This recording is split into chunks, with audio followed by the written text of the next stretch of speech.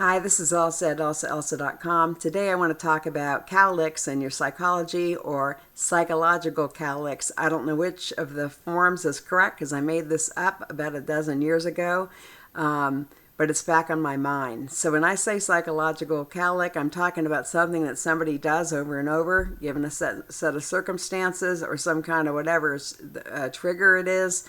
Or just a habit that they have, anything like that, that's subconscious and not malicious.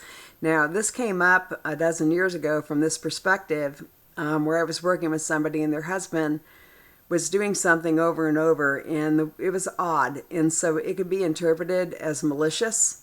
And initially, when she told me about it, I didn't know if it was malicious or not, but I came to understand that the man was not malicious. It was just the way he was. We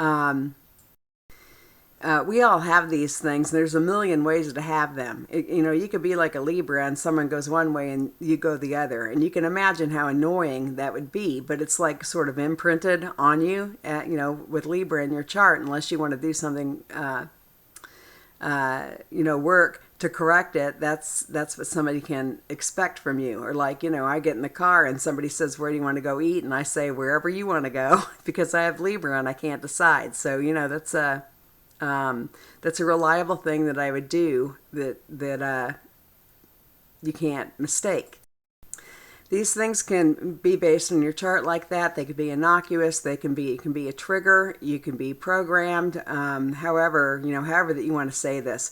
But I'm bringing it back. I want to talk about it again today because we're in this situation with Saturn squaring Uranus where you can actually break a pattern.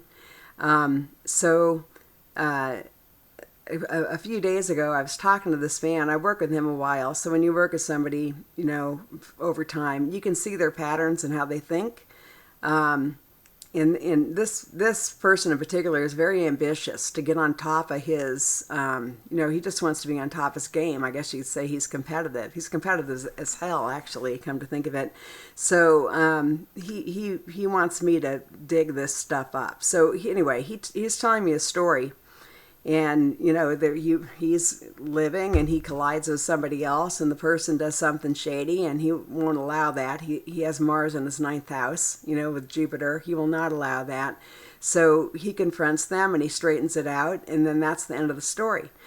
But when he tells the story, it ends that he's a victim. That this had happened to him. And I'm thinking, what? What? Because he actually prevailed. He's just out living and he prevailed, which he always does because that Mars Jupiter. So in the same conversation, he told me another story and it was just the same thing, like a template. It was the same story with different characters, exactly the same.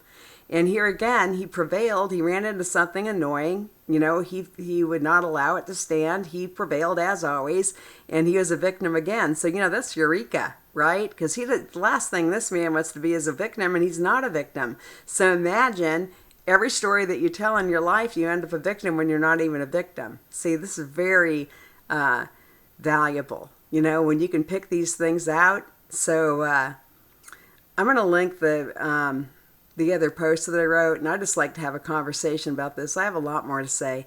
This is Elsa at elsa.com. Please like and subscribe. See ya.